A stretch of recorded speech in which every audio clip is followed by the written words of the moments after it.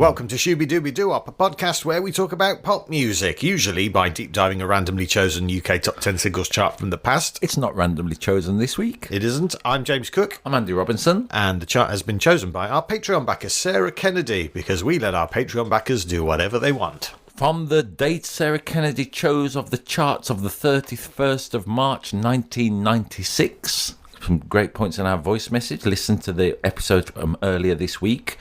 And maybe also you could remind yourself what numbers 10 to 6 were. Should we just make people go back to the podcast to work out that was, or look at our Spotify and YouTube playlist? Maybe we could help them out and just give a simple summary of numbers 10 to 6 of the charts of this week. A new entry at number 10, it's Something Changed by Pulp. A Beautiful Song of Fate.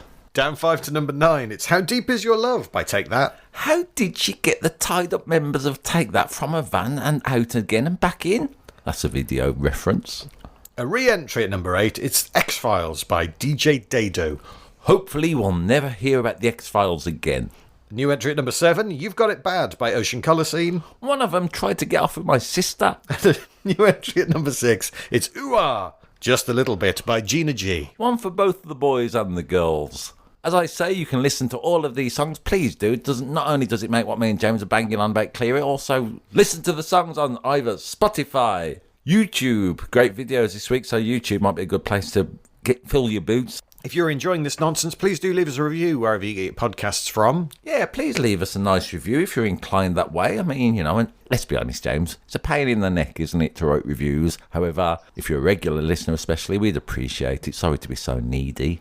You can also join our Patreon community for free. And there you'll be able to get access to the Bonus Tracks podcast, where we talk about songs that never made the top 10, but that are in the charts on the 31st of March 1996. There's some great records we've chose this week, isn't there? There are, and some odd ones as well. As per. Here's what that sounds like. I had this on CD single. I have no idea why.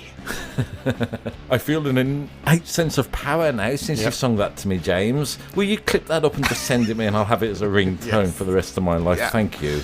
I'm interested in what let's call it the garden ornament black market consists of. Make money nicking people's garden ornaments and selling them round. It's popular in the podcast world. Stop trying to talk about pivot. killers. Stop trying to pivot to true crime. Okay. It's not what we're doing. All right then. Join our community now at patreon.com/ShoobyPodcast. Number 5. It's a non-mover at number 5. It's Gabrielle with Give Me a Little More Time. There's no just in the title. No just. Because if it's Give Me Just a Little More Time, that's by Chairman of the Board. It's a different song. Loads of that in there, I believe. Hey, I bought this record on single. Did you? Back in the day, so I've forgotten all about it, James. I was delighted to be reminded of it this week. So what was your thought process going into the record shop to buy it back in the day? Do you remember? Yeah, I thought I love that song. I want to own it. Yeah, what was it about the song that you liked? The beautiful melody, the way Gabrielle sings it, the sentiment. I'm going to do it, James, early. You're going to do the sentiment? Let me get my guitar. So it's got a very sort of 60s Motown-y style vibe, hasn't it? All right, let's do this. It sounds great, this record, doesn't it? It sounds kind of old-fashioned, yet modern at the same time. It's got a certainly element of classic songwriting about it. It's in B-flat, I believe. And beautiful melody. You tried your best to show me that you're really scared. Copyright. You said if there were days I'd call you, then lovely, you would be there. Yeah? Mm-hmm. And then that lovely melody of, and I knew it was true, all the feelings I had for you. Lovely this bit, I cannot deny. C minor. Many times I've tried. Where's that going? Going back home? Not going home. Oh. Should go, but it doesn't. It goes back to the give me a little time. I got to make up my mind. Yeah, all that. Mm-hmm. Now, James, we've talked about this before. What chord progression is that? Show me again.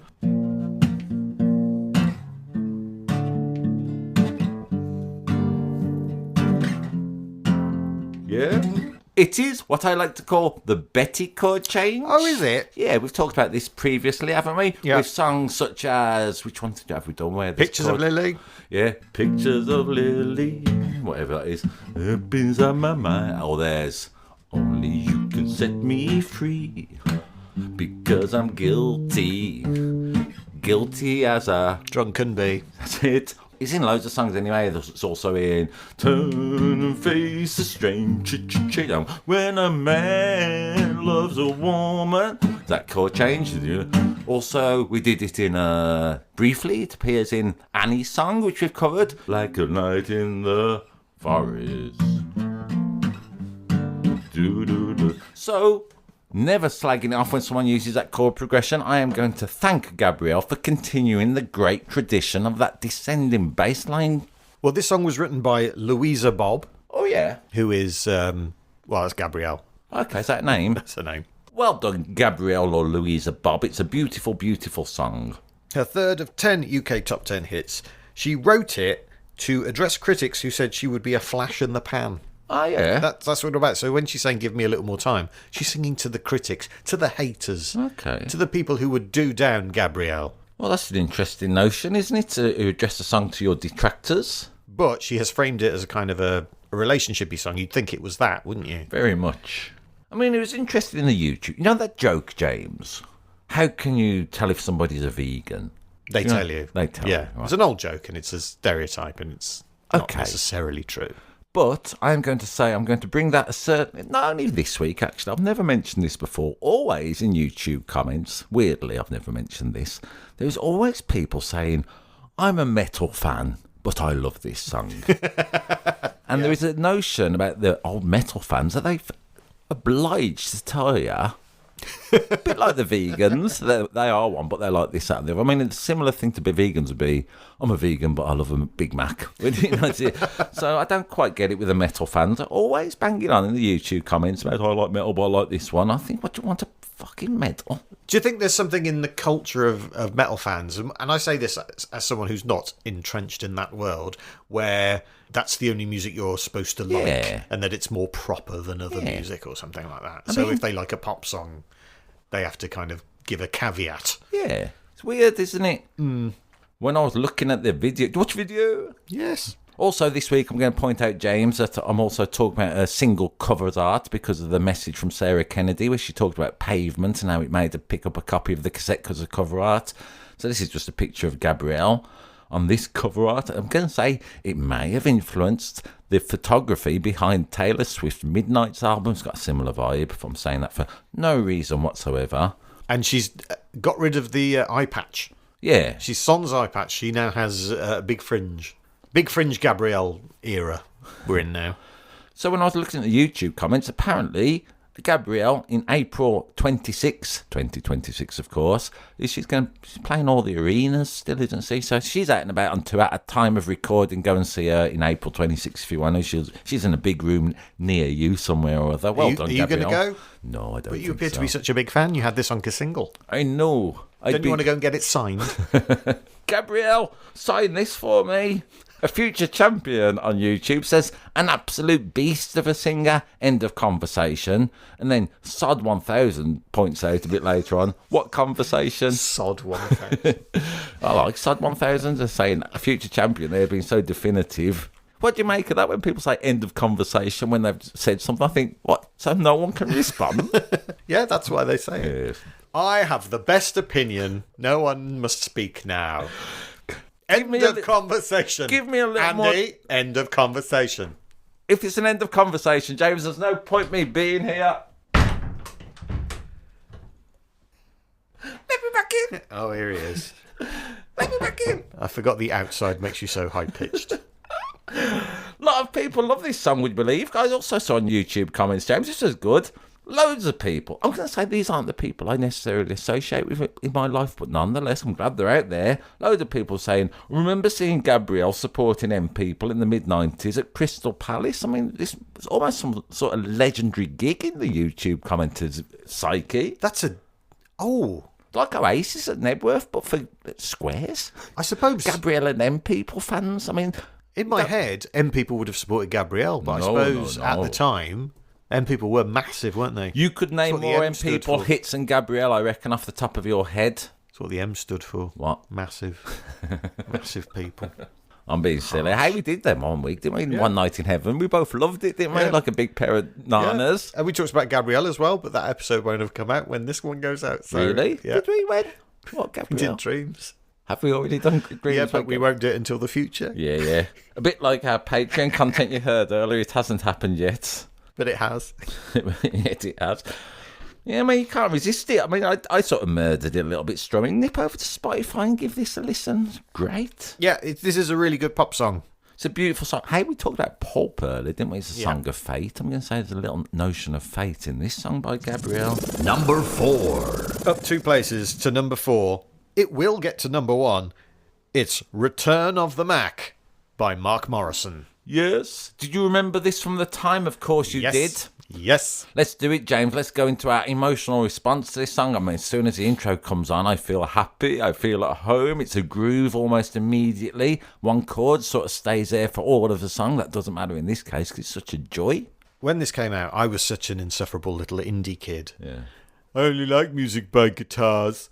But for some reason, Return of the Mack by Mark Morrison, I thought was amazing. Let us try and uncover this reason. I absolutely agree. It's got a touch of the masterpiece, isn't it, about this song? And I thought about the word masterpiece, and it sort of means often the greatest work of somebody's career. That's their masterpiece. I don't know too much Mark Morrison, so I have nothing to compare the rest of his career to, but I can imagine this is the best song. Yeah. It's a winner, isn't it? There's no denying it. What does this song have in common with Fantasy by Mariah Carey? How many pop points are you offering me for this? A million. A million. Well worth playing for then. What does he have in common? The writer or the producer? Let's go to my bedrocks first. Go on. No, they both sample Genius of Love by Tom Tom Club. Ah, okay. Yeah. Tina Weymouth and Chris Frantz of Yes. ex-Talking Heads at Tom Tom Club. That's right. His first of 5 top 10 hits within the space of 12 months, and it gets to number 2 in America the following year, where he's seen as something of a one-hit wonder. He was the first British black male solo artist to reach number 1 in the UK in the 90s. Okay. Surprising. It is, isn't it? You'd think that there would be others, but no, Mark Morrison was the first. What does this song have in common with I'm Gonna Get You by Bizarre Inc. and Maybe Tomorrow by Stereophonics? Does it use a sample from the Tom Tom Club? No. What is it then? On backing vocals, Angie Brown. That's right. Hey, this is one of the song of self-reference I referred to in part 1, and Angie Brown says, "Oh, Mark, stop lying to me." It's pretty good, isn't it? I like the female voice turning up to call bullshit on Mark Morrison. Because he has been pointing out, you lied to me. Yeah. It always makes me think that he was going out with someone called Tammy.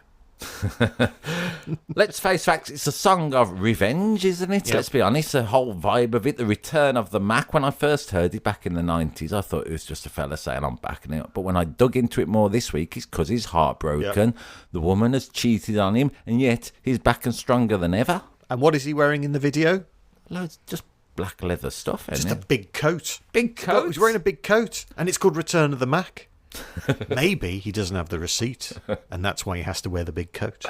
On the singles cover art, as I mentioned this week especially, I'm going to dig into what the singles look like. He's waving a pair of handcuffs around on both of them. Yeah, there's a reason for that. Go on. In 1995, Mark Morrison had spent 3 months in jail for a nightclub disturbance, and he said about Return of the Mack, "It was all about my moving from the negative to the positive. And that's how it turned out. Within the space of a year, I went from the lowest point of my life to return as the Mack and move forward to what's become the highest point of my life." That's good, isn't it? Yeah. In 1997, he was convicted of attempting to take a firearm on a plane. In 1998, he was convicted of a fray and sentenced to community service, where he hired a lookalike to go and do his community service for him, got found out almost immediately, and then was sentenced to a year in prison. He was lying again. Yeah, in 2002, he was arrested on suspicion of kidnapping and car theft. A policeman was arrested then on suspicion of being bribed by Mark Morrison, and then Mark Morrison failed to show up to court. In 2004, he was arrested after a fracas in a Leicester nightclub, and in 2009, he was arrested for assault. So, maybe Return of the Mack did become the highest point of his life. Doesn't sound like he maintained it, Okay. which is a shame. I mean, it's a great, great record, isn't it? Would you believe in the YouTube comments there's more metalheads and rockers saying, Would you believe I like this song? I think I'll shut up. But RPD1175 has a good point. He says, he's his own hype man. That's next level shit.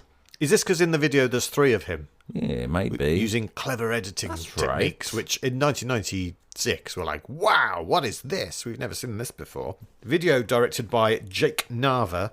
It was his first video. He'd go on to direct the videos for You Might Need Somebody. You might need somebody. Who sang that? Shola Armour. Of course, my apologies, Shola Armour. Thank you for your contribution to the panoply of pop. Scandalous. Mystique. Crazy in Love. Beyonce and Jay-Z. Milkshake. Khalees. Burn. Go on, who sang Usher. that? Yeah. My Prerogative. Oh, yeah. By Bobby or Britney? Hey, we've covered Britney. That was another cover version we tolerated because it's such a great song. She-Wolf. Shakira. And Someone Like You. Louis Capaldi? No. Oh, Adele, my apologies. Adele. My apologies, Louis and Adele. I should also say, as well as directing the videos for Beautiful Liar, Naughty Girl, and Single Ladies. Blimey, O'Reilly. This is the video he started off on. It's a great video, isn't it? Yeah. Well, there's 3 Mark Morrisons. Just think of the mischief they could get up to. In fact, if Mark Morrison was in the video and he got sentenced to some... like, he could have sent one of the versions of Mark Morrison. Maybe that's what he did. And he's been wrongly tried and judged for sending a Mark Morrison clone to himself. Heather Mackenzie 4704 says, I'm in sales. Whenever I close a deal, my team send me this song. I like that notion of it. You've just sold something and that comes on. Strange Club says, this is a men's version of I Will Survive. Yeah. That's interesting. Isn't it? I suppose it's not as lyrical as I Will Survive, No. is it? No. But it's got a vibe. Yeah, Vibe-wise, let's say so. James, let us both as stupid middle-aged men use the term vibe and not be ashamed of it. Let's just vibe it around. Fidel Cashflow says, if you are 28, you were probably conceived to this song. Really? Is it a... It's a sexy jam. Is it a sexy jam? Not only have we said vibe, we're saying it's a sexy jam now. What's the sexiest jam? I knew you were going to say that. What do you think it is? Damn, son. So, all right then. So I think that joke was massively overlooked there. I didn't get it, to be honest, what you're saying. I'm the sexiest jam. Damn, what's the joke? Dot your I's and cross your T's. If I don't get it, then maybe... What's the sexiest jam? And I'm talking about preserves. Yeah. Damn, son. Damson. Boo! Oh, James, don't get hurt. I'm only teasing. It was a great joke. No, do the podcast on your own. I'm going to rasp very much at you. Yeah, see, it's hard, isn't it? Trickier than you thought. Tough. This is good. Jimmy Palmer 3776 says, I'm an old white country boy. Oh, I wondered where that was going. And he likes this song. He says, he'd have it in the honky. Almost like the metalheads. Old white country boys are popping up to say, I should like this song. Vince Moore says, and I'm an old white country boy too. Some things transcend race, sex and religion, music being one of them. If we spent less time pointing out how different we are and more time how more alike, we would be better off. Well done, the old white country boys. Basically, this song could solve all world problems, is what we're saying about Mark Morrison's Return of the Mack. Seems to be. So, Josh You Amy Desire says, props to Phil Chill, the Cutfather, Joe, and Mark Morrison himself for putting this record together. Yeah, they're the 3 writer-producers of the song. Phil Chill, not related to Phil Cool, the rubber-faced impressionist of the 80s. Neither is he related to the girl Netflix, and loads of people are saying it was in a Cheetos commercial. Loads of people are saying... Oh, because it's a song about someone Cheetoing on their partner. Nice. All right, let's see if you can fit it in with Burger King. No. Maybe. Because they told a Whopper. All right, then. Yeah, you lied to me. You told me a Whopper. Yeah, okay. Hence Burger King. Inner Tubes, this is pretty good. They say they should play this in the Apple Store when someone brings back a MacBook. Fair enough. Imagine that blasting out. Number 3. It's a non-mover, but it's certainly a kind of, let's call it, lachrymose groover, because it's Robert Miles with children.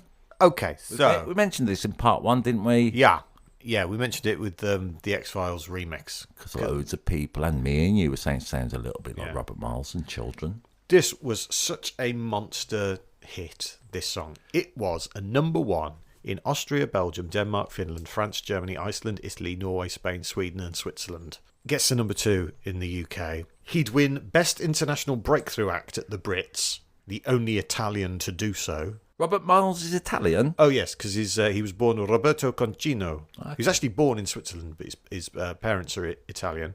He self-funded a recording studio and pirate radio station, and then spent a whopping £150 recording this song and sold 5 million copies of it worldwide. Blimey O'Reilly, well done, Robert Miles, and rest in peace, by the way. He is no longer with us. He died of cancer in 2017, aged just 47. But hearing about the origin of this song, about how it was just him in his studio, which he'd built, and he'd spent 150 quid on it, and it goes on to be a massive hit, that makes me like it more than I do, because it's called Children, but you listen to it and you think, this doesn't sound like Children, this sounds like Corporate Away Day. Yeah, a little bit. I mean, it's confusing, isn't it? As you say, it was a big hit. When I worked at a radio station, 99, 2000 a bit, it was still being played regular. And you know what that's like, that sort of commercial radio station. They send out questionnaires, what record do you want to hear? Yeah. So people obviously loved it. Again, as we mentioned in part 1, can you call it a song if it's an instrumental? I'm going to say no, it's not a song. But it's the record. It's a piece of music. It's a silly little distinction. I think it's important for some reason this week, James. The melody feels quite basic. Yeah. Dinky dink. Let's do it. I mean, essentially, this is a massive simplification because it's got other parts in the record, but it's kind of going do, C, A minor, do, do, do, E minor. Stays there. Do, do, do. Something like that, isn't it? Melancholic, evocative, if you like. Of what? Well, I was going to take the mickey out of this. I was singing mad words to it all week about children, and I haven't got any, and little Billy's being an arsehole, essentially. Because, as you say, the children notion is confusing to this song. And then, on YouTube comments, I learned that the inspiration behind this song was children, let's call it, in the Yugoslavian wars, wasn't it? Robert Miles was affected by children in conflict and disaster areas, and he wrote this instrumental to sum up that mood. Well, his father was a photographer who'd taken photos during the Civil War in Yugoslavia, and he saw the pictures. Also, he wanted to put out a piece of music to encourage safer driving after raves. Right. This was a huge problem in Italy. Seriously. I can believe it. I've often thought about this. Go on, I'm all ears. According to government figures, an estimated 2,000 people died on the way back from raves because they were, driving home drunk, high, or tired. And so he wanted to have a piece of dance music that you could play at the end, which kind of started sort of bring people. That make all the ecstasy wear off. Yeah, it would bring people down a bit. Okay, all right. So they wouldn't be so euphoric when they got back in their cars. All right. And that's why it's got the mood that it's got. And again, hearing this stuff makes me like it more than I did at the time when, I'll be honest, I thought it was boring. Yeah, me too. Me too. But, it's chimed with so many people all across Europe. Yeah, I mean, it's so something about it. Is it time to mention Nile Rodgers, James? Once a week, we like to do it. Go on. As you said last week, it's almost lost its meaning now, hasn't it, Richmond? So why don't you explain it and see if we can inject it with let's call it a new joie de vivre? Well, do you want me to have joie de vivre? It's a bit much. Nile Rodgers said that, for example, in this instance, me and you going, this song's a bit boring. We can't say that because this is, it sells 5 million worldwide, gets to number 1 all across Europe, gets to number 2 in the UK. That's a load of people who spent their money and time going to buy this record. Quite. So it must be good. We're always aware of that dynamic. Yeah. But to me, it sounds like it should be accompanying a presentation on this year's sales figures. Let's do it. Once we did, when we did a Patreon request before, do you remember that show? We did Macarena, didn't we? Yeah. Beautiful Matt Warwick told us what date we had. Hello, Matty Warwick. Yes. So maybe for this boring instrumental, we've got to try and come up with something that Sarah Kennedy can get her head around, since she suggested we listen to this tune. Okay. Here, Sarah Kennedy is number 3 by Robert Miles. What else can we say to Sarah Kennedy? She made us listen to this from 1996. Nice work. We're a pair of pricks. Let's do it. At number 4 was Mark Morrison.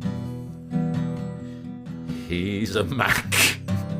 It's half rhyme, but he returned.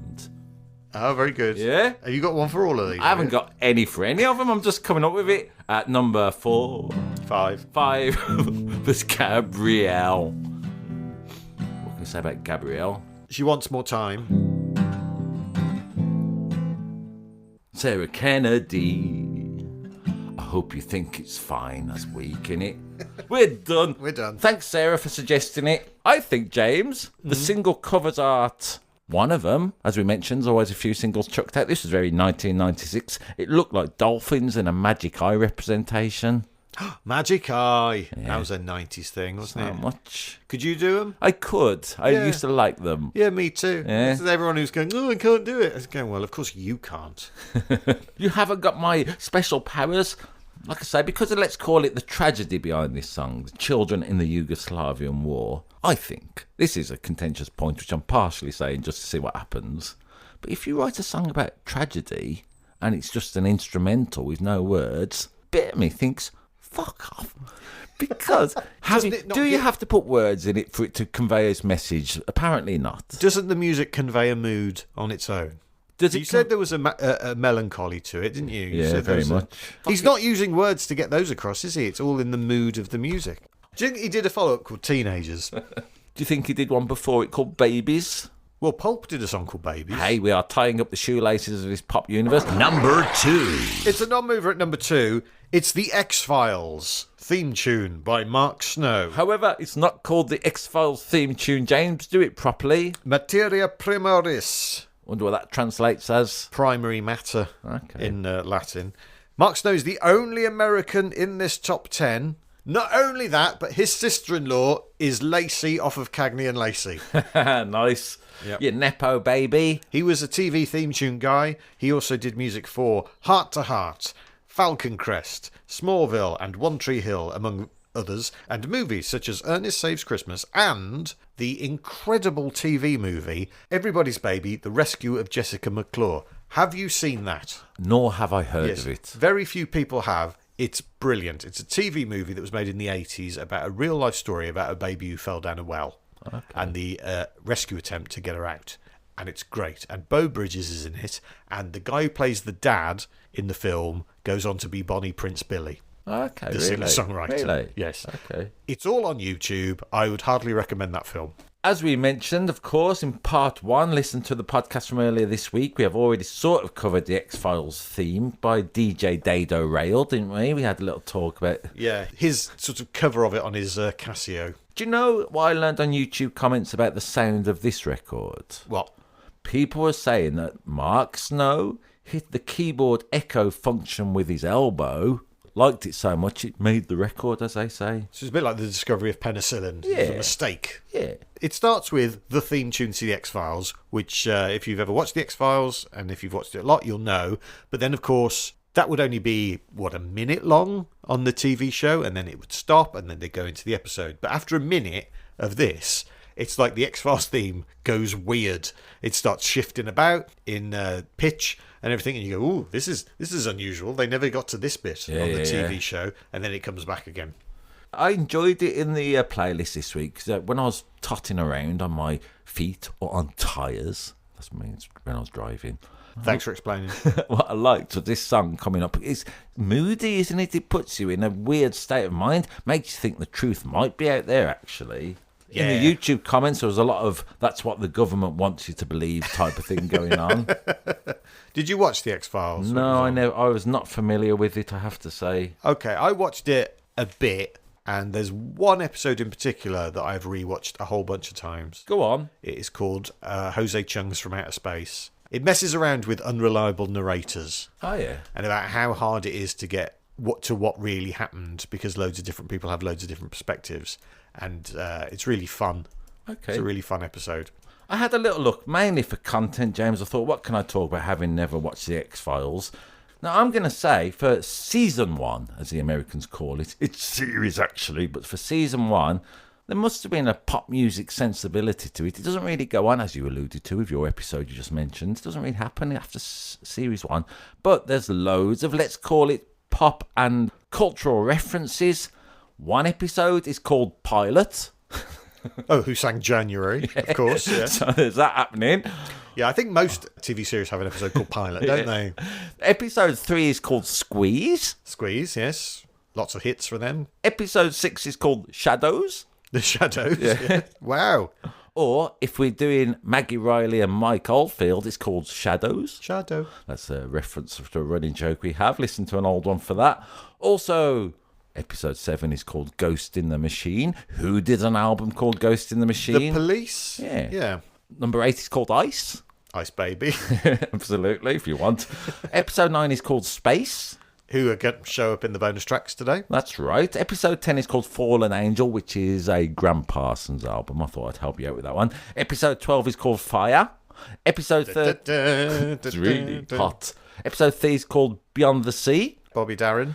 Episode 16 is called Young at Heart. Bluebells. Episode 22 is Born Again. Nearly an ABBA tribute band, if we're being silly. Episode 23 is called Roland. My dad used to think that anyone who played the keyboards was called Roland and had the name on the front of it. Yeah. So episode number 2 is called Deep Throat.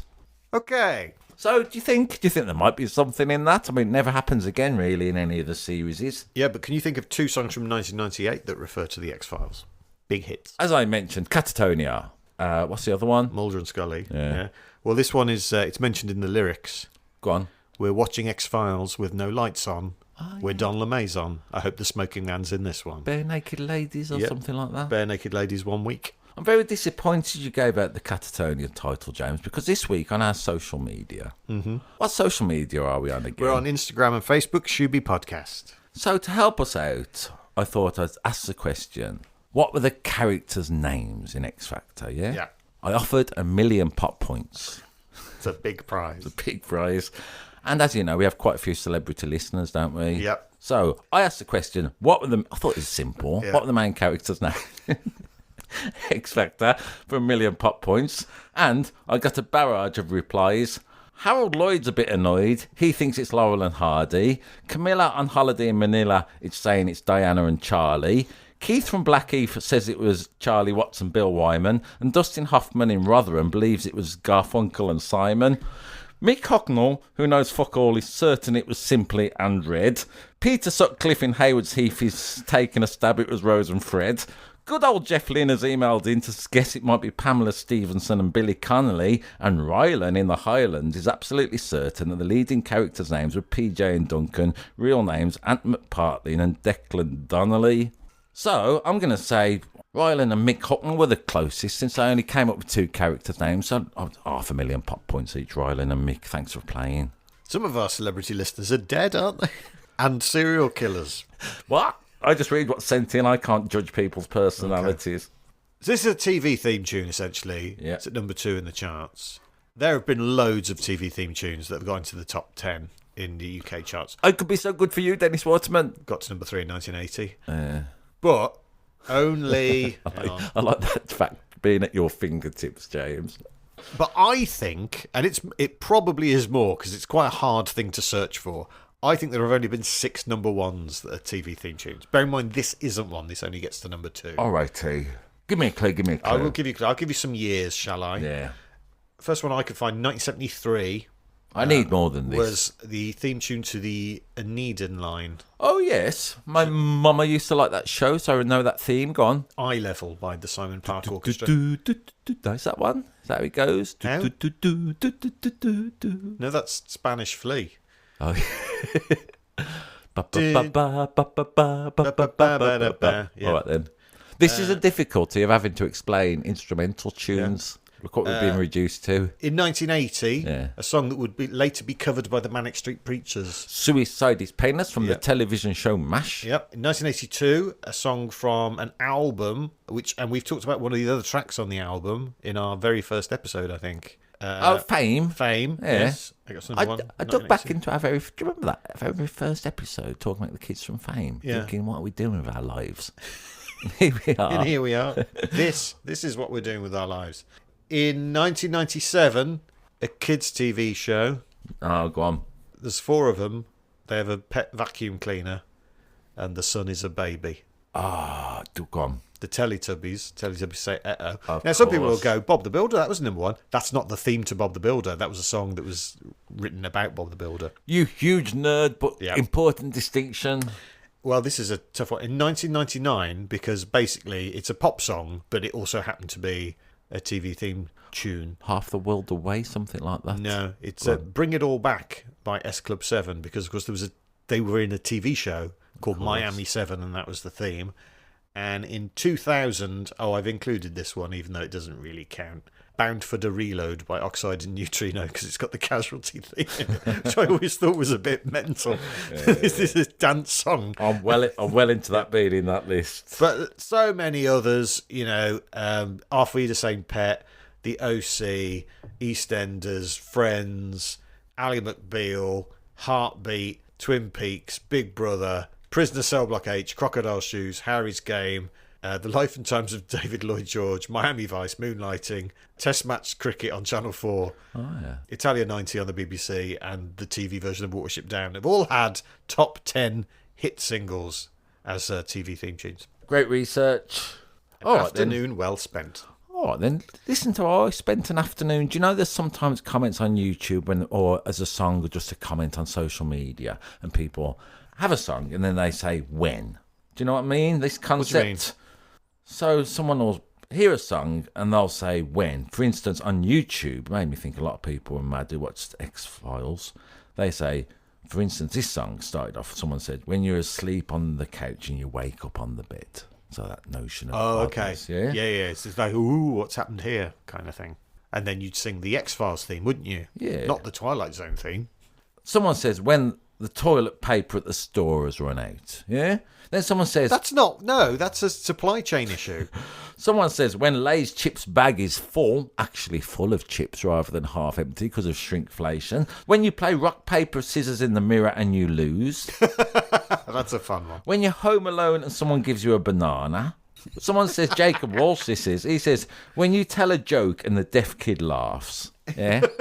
Right. And then what I liked about this is below this comment, there's an edit, and he says, will you all stop taking this joke seriously? I know deaf people can read lips. Jesus Christ. Loads of people had to go at him. So this gave me a little thing. Then someone said someone pointed out that Neil Armstrong could be written as Neil A. Yeah? And then they say, what's that an anagram of? Neil A. Because we're in like X-Files world, aren't we? And everyone's been stupid. Alien. Yeah. Took me a minute. When you realise the chair has arms and legs, but it can't walk or hold things. Matthew Robert Stewart says, when you realise that I'm up for that and I'm down for that mean the same thing. How deep does this thing go? How deep is your love? The UK's number 1.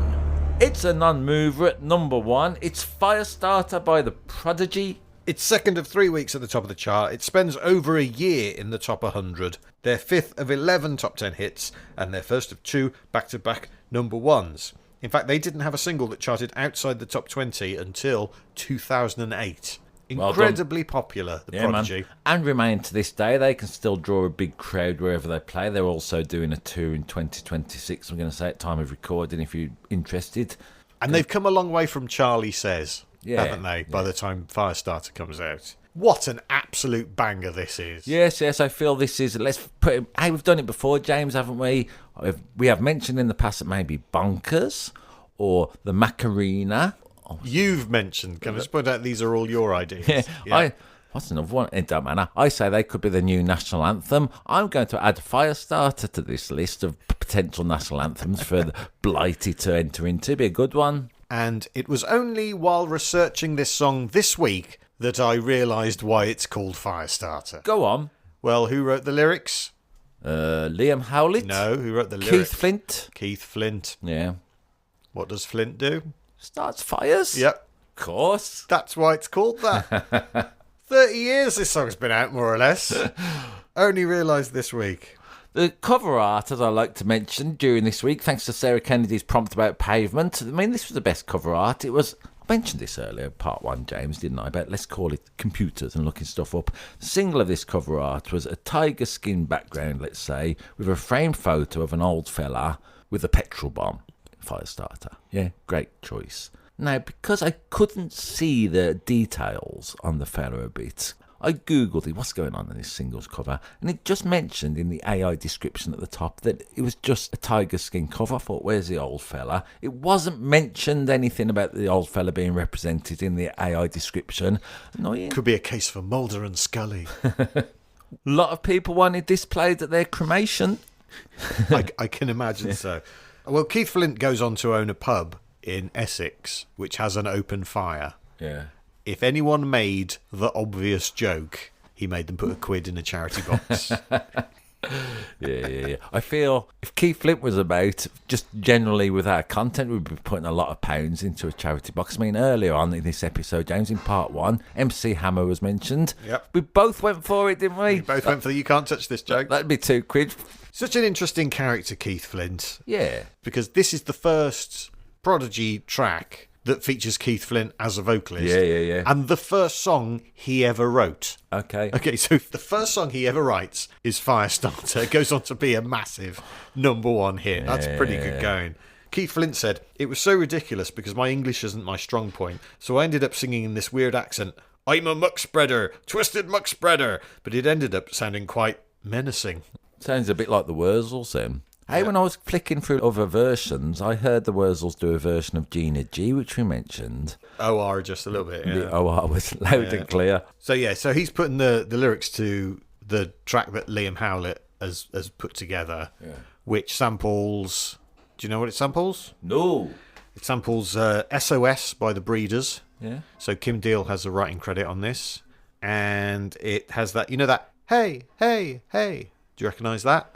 I do actually, now you've sang it like that. What was that from? From Close to the Edit by Art of Noise. Oh, yeah.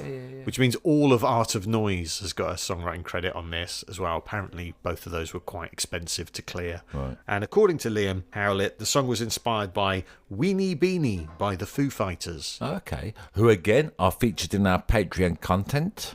So there's Liam Howlett, there's Keith Flint, there's Leroy Thornhill, who I didn't notice it until I read it, and then I watched the video, and you can really tell he is a foot taller than Keith Flint. Yeah. There's a real height difference there. The video is really cool. Iconic. It's black and white. They're in the London Underground at night. Keith's being mental, and they're all running around in slow motion. Yeah.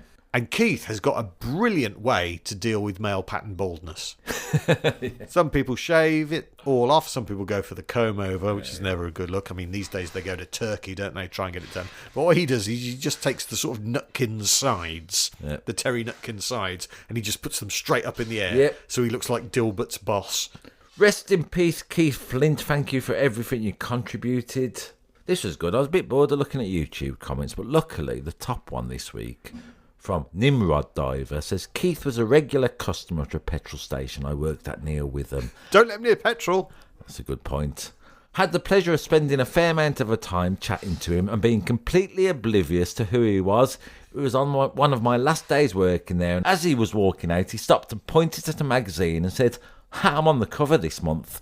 I honestly had no idea who he was up to that point, and not once had he even hinted. Thank you for being such a kind, patient and funny person to talk to, and thank you for this amazing memory and story I've been able to share over the years. That's a lovely YouTube comment, isn't it? Yeah. Someone's personal life. I mean, like Keith, a little bit like Alan Partridge. Yeah, and Michael in the petrol station. In the petrol station having a nice chat. So, but, I'm being a bit silly. I thought it was a lovely sentiment, and of course, he gets into it. Just look up Firestarter on YouTube videos. Watch the video because it's great. Listen to the music, it's great. And if you like, just look at the top comment. A load of people digging in with their memories of Keith Flint. It's a beautiful, beautiful thing. Yeah. Apart from one arsehole who says, I can't believe this. He says, a likely story. Oh, shut up. And then he goes on, you didn't know who he was. You contributed to his depression. And beautifully, loads of people go, fuck off, get off it. And I kind of like it, even. It's always a troll, isn't there? Yeah, bloody trolls. We talked about it in part 1, didn't we? Someone putting a thumbs down on a song just because no one else had. I hope we don't ever sound that cynical. No. I hope not. I've mentioned Leroy and Liam and Keith Flint. Who else was in the Prodigy? Who's the fourth member? Go on. Maxim, Of course, my apologies, Maxim. whose real first name is Keith.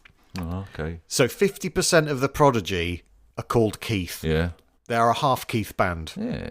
A little bit like we mentioned the Why don't you find that as funny as I do? I was thinking of that time you told me once that all the shadows were called Brighton or something. 3/4 of the shadows were called Brian. That's why 50% of the Prodigy are called Keith. That's why I wasn't laughing or saying that, James, because you filled me up with so much, let's call it nonsense over the years. I start associating anything with another fact you've told me once upon a time. But imagine you played this song to someone who'd never heard it before. Yeah, quite. And they're blown away by it. And then you go, half the people who made this are called Keith. Yeah.